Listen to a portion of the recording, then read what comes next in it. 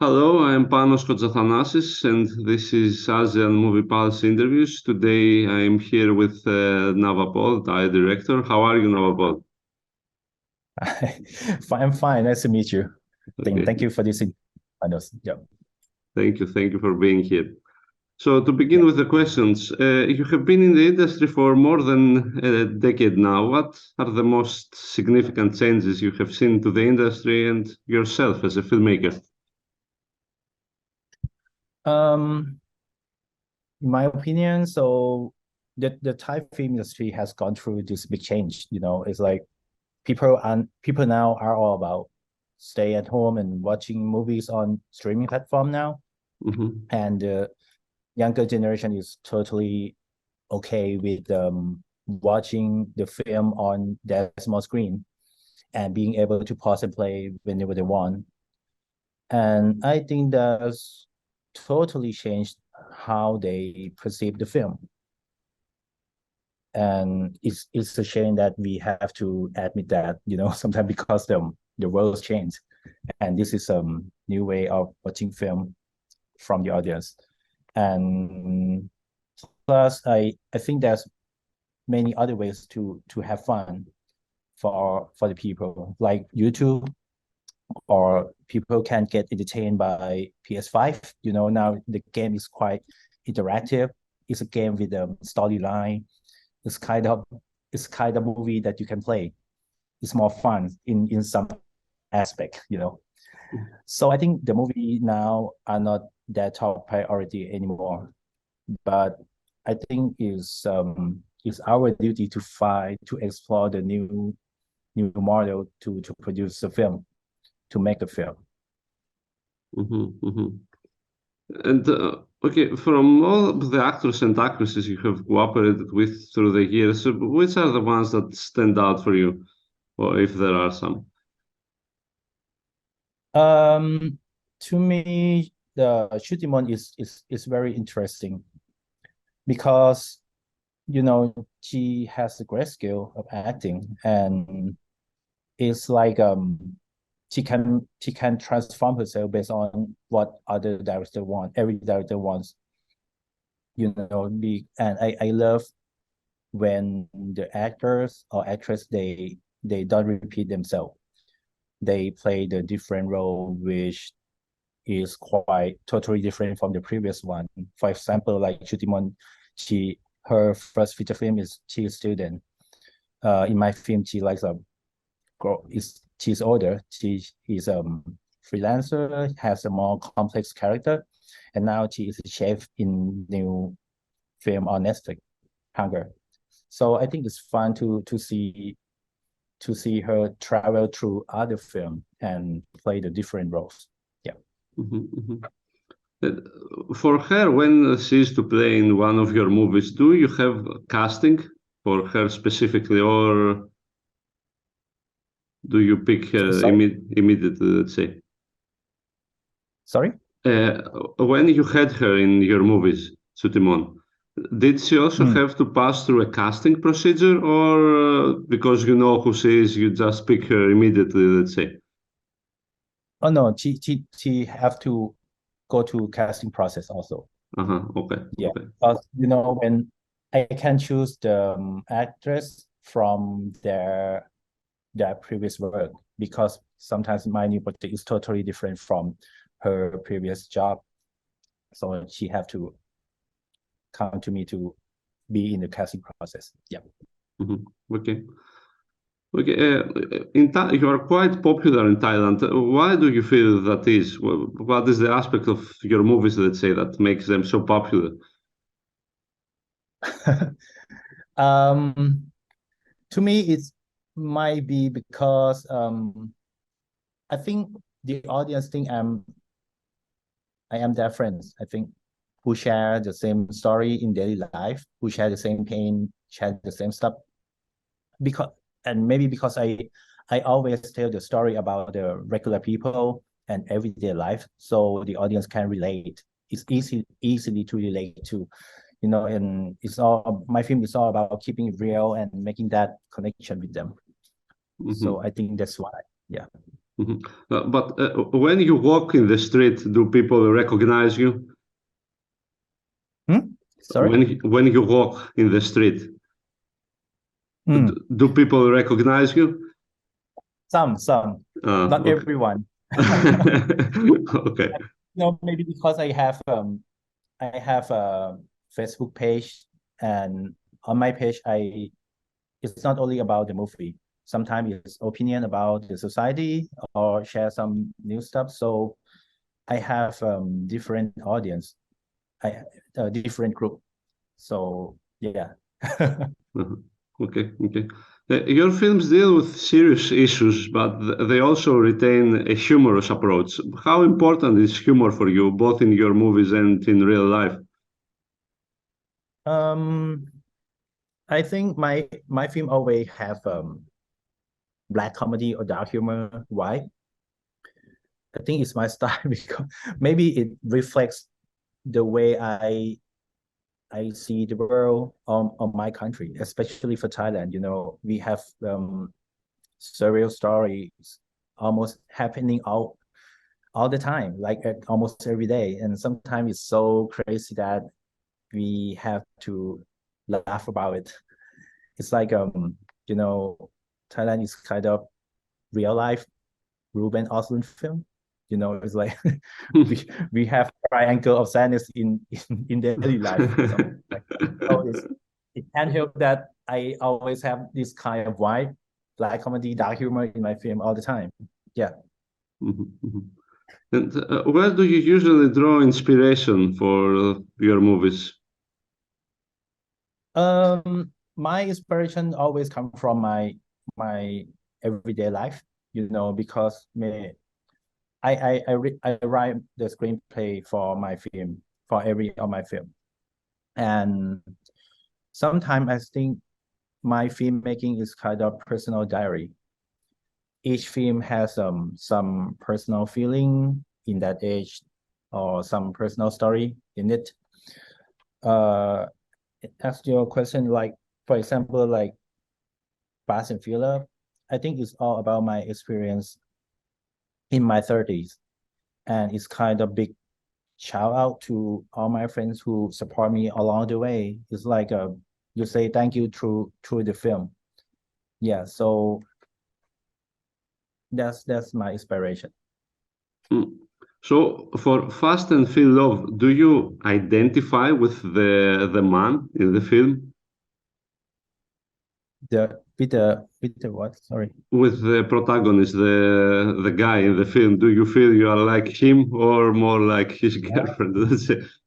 Um, it might be me in the past, you know. Sometimes you make a film and you so upset with filmmaking. Sometimes you forget the people around you. So, but now I'm changed, you know. So that's why I can make this film because I get through those situations already, and I just looking back, and I just want to, as I said, I just want to thank you, the people around me.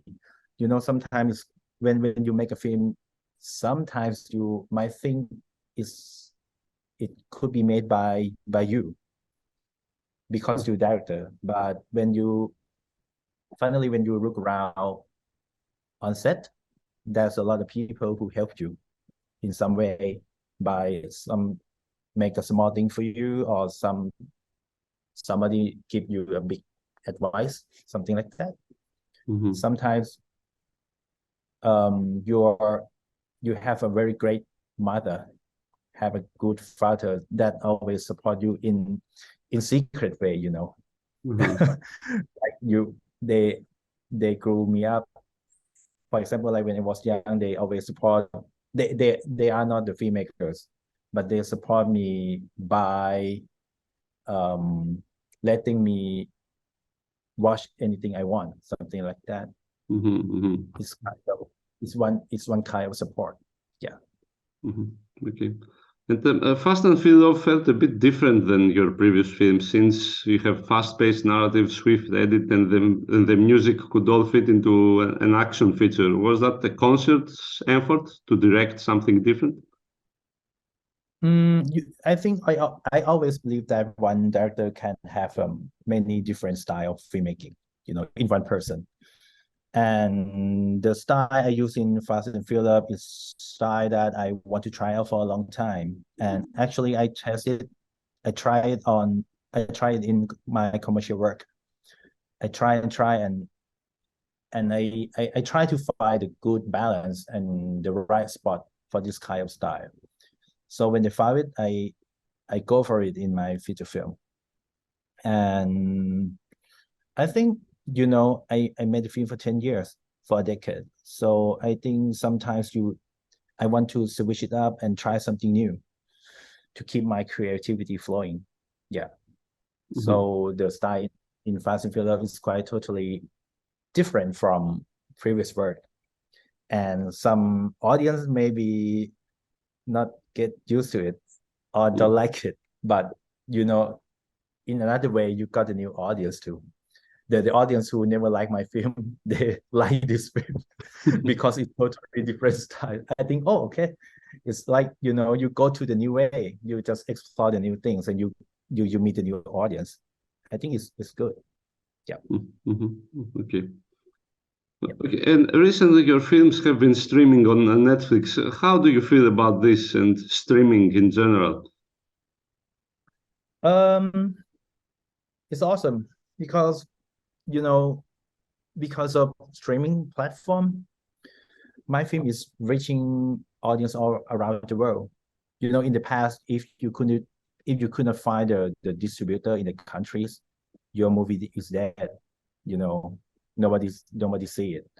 But now with streaming platform, I am connecting with new audience almost every day.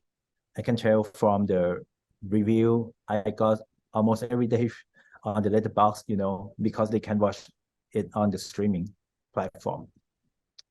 So I think it's great exposure that I never experienced before. Because you make a small film, or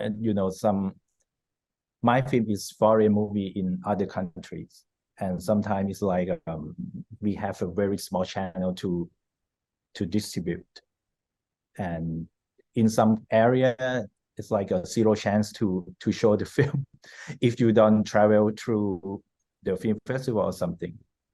Yeah, but for online platform, yeah, the word of mouth really works. Sometimes some Twitter user, they post about it, they post it with the link or post it with the channel like Netflix or some other streaming.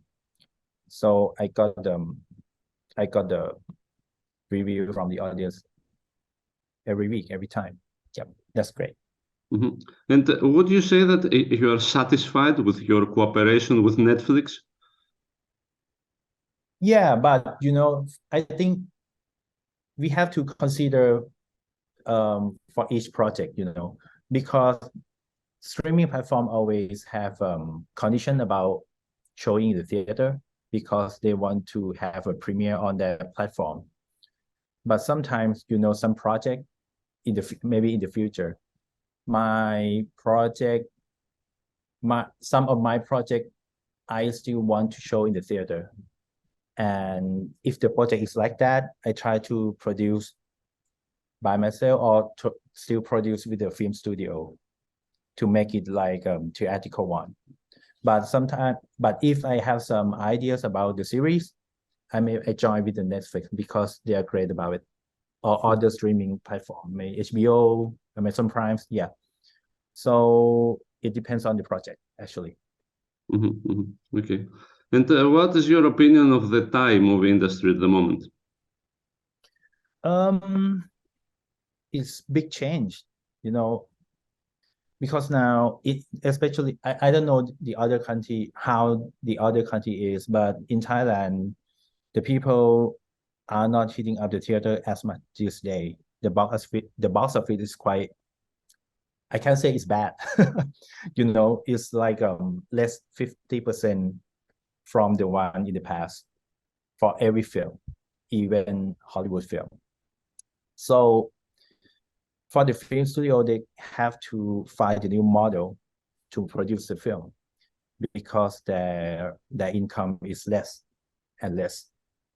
Maybe they have to cooperate it with streaming platform or something like that, or they have to find a new way to co-produce with other countries to make one film, to take risks, something like that. And yeah, we have to figure out how to keep with the times and make sure our film is still get out there. Yeah. Okay. And are you working on anything next? What are your next projects?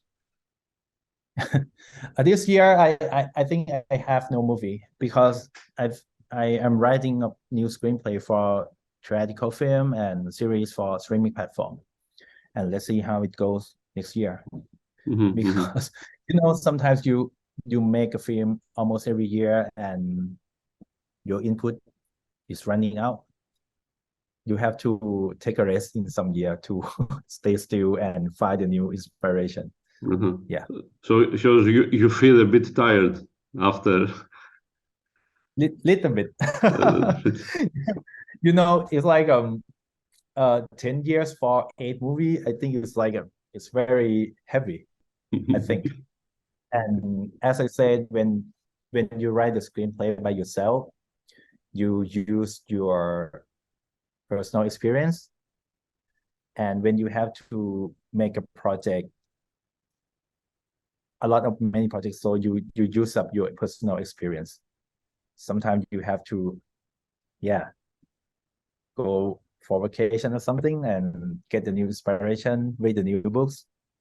And I think sometimes it takes a year to do that. Yeah. So okay. It's, yeah. Well, good. I guess that's it. Thank you very much for your time, Nawapol. Thank you so much. Thank you so much for this. Okay. This was Panos Kotzathanasis and Asian Movie Pulse interviews. Have a nice day. Bye. And bye.